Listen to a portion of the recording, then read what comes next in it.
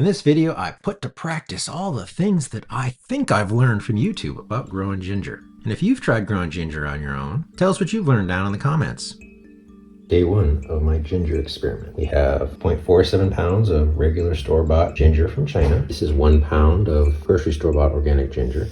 This is 1.37 pounds of co-op purchased organic ginger. Here we have 0.7 pounds of organic turmeric from the co-op. Things have been soaking for about a half hour. 81.5 and 80.4, so they're hanging around the 80-degree mark. Last night I put a fresh paper towel on them, individually wrapped them. Decided to plant it out. And right now it's just planted in dry potting medium.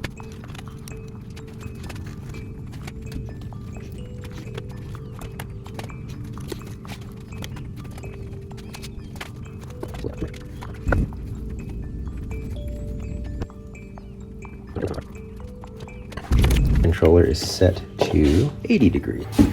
Look at that, we got some growth. We got starts coming up there and there. The ginger is getting soft. Oh, we can see a start coming up right there. There was some evidence that some of them were putrefying inside their shells. So I'm going to start moving these over to a new tray. Cut off the bad parts. Unfortunately, it's soft and squishy and I don't see anything growing on it. But this one has growth. So we've got this node over here that's got some growth on it, and we've got a piece there growing off of it. Doesn't smell good. So we're gonna try to cut the squishy part off. Just mush down the middle. Now I've got 1, 2, 3, 4, 5, 6, 7, 8, 9, and 10. Turmeric. What do we got here? No signs of growth, but some signs of decay and shrinking up. That's probably dead. No signs of growth, but still kind of firm in spots, so. This piece right here that is obviously unhappy. It's very squishy, but very stinky. I think I'll just break that off.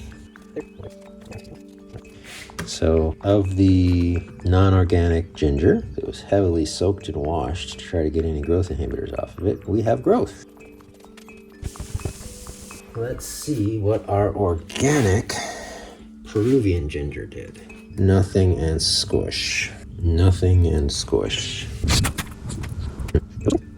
That one's not squishy. We'll give that one a shot. Oh, that's all squish. There's nothing left there. Yeah, and we have some signs of life here. It was already desiccated off. So we got a piece there. That's all squish. Okay, well, we're down to 1 tray now. The turmeric is a whole nother issue, though. Like, it's not soft and squishy. It did nothing. January 12th, doing some bottom watering here. First time, first attempt. Warm tap water. There's 1, 2, 3, 4, 5, 6, 7 starts so far from the organic co-op ginger. We have 1 start from the Walmart Chinese ginger, and we have 0 starts from the organic Peruvian ginger. This tray, a new batch of ginger and turmeric I bought, and I'm changing the water out. Yeah, no signs of growth on that stuff yet. And then here's the turmeric. Both sets of turmerics are like this. There's like little indentations, and I'm guessing that's where the plant was growing. Got leaves growing now. Now, unfortunately, I think this one is dead. 1, 2, 3, 4, 5, 6, 7, 8, 9 now, with that one coming up there. That's pretty cool. It's got 1, 2, 3 organic ginger from the co-op. This is the Chinese ginger from Walmart, and this is the organic ginger from Walmart. And we still just have those 2 shoots. Now that one is really going. Look at that. Ginger is having some trouble.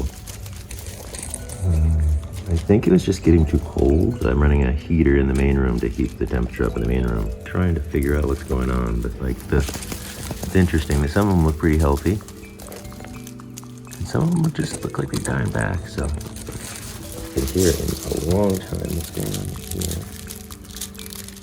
There appears to be something growing. It is March 31st. I have learned something about doing plant starts. that I severely overwatered them. I had been filling the tray with water and letting it suck up and then filling it up so there was some water in the tray. Well, it turns out that it made the soil really wet and killed the roots on the plants, and I lost a lot of plants because I had had them too wet. Well, I talked to my wife, but she was happy to tell me that I was completely overwatering them. The one last piece of Chinese ginger did sprout 2 more units, and I put it in there. This green thing right here, right, was sprouting and growing in this soil. And this soil is dry and crumbly and powdery. So if you have a problem with your plants and you're trying to decide if you're over or under watering, if your soil isn't dry and powdery, the other thing is you can see the color difference in this soil. Like this one is pretty light and dusty looking, and those are not. We lost some more plants. The remaining plants seem to do really well. In fact, you can see new sprouts popping up all over these. So letting them dry out for 2 weeks has really done wonders for their health. We have our co-op ginger doing pretty well through my neglect. Organic ginger from Walmart doing really well. And the Chinese ginger didn't do too well after transplanting. I'm not sure why that shriveled up and died. Seems like just the bigger pots in general just did better. And I'm gonna move these upstairs because now that it's summer, the basement is getting even colder with the AC. So at this point, I became pretty disheartened and lost interest in the project to find out that I was killing my own plants. I did keep watering them more summer, and by fall, they'd grown reasonably well, being watered every couple weeks. Unfortunately, we had a wet and fairly cool summer, so they didn't get moved outside, and inside they were pretty close to an AC vent, so they probably didn't get warm enough.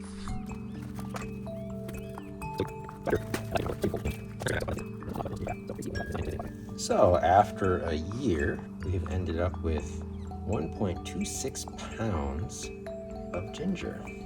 Here's what they look like. So what did it cost and what did I get? Well, the infrastructure for shelving, heat mats, and lights comes out to be about $460. Consumables. Electricity was the biggest expense. Trying to keep them lit and heated in the 75 to 80 degree range in a 58 to 60 degree room was a bit expensive.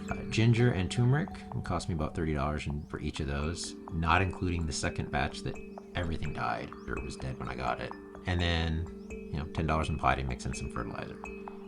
Lessons learned. So what could I have done better? On the largest expense, the electricity, I could have started with a warmer room, not trying to start this out in my basement office, which typically runs in the 50s all winter. The second lesson to learn here is a lot of my stuff seemed like it was already dead when I got it or had been frost damaged this winter, so getting too cold during shipping. I would buy starts in the summer, and hopefully that would avoid that whole turning to mush phase. Next biggest lesson to learn. Let the soil dry out. Don't overwater it. The soil needs to be, dry to the touch before you water it again. And it can stay dry to the touch for a little while before you water it again.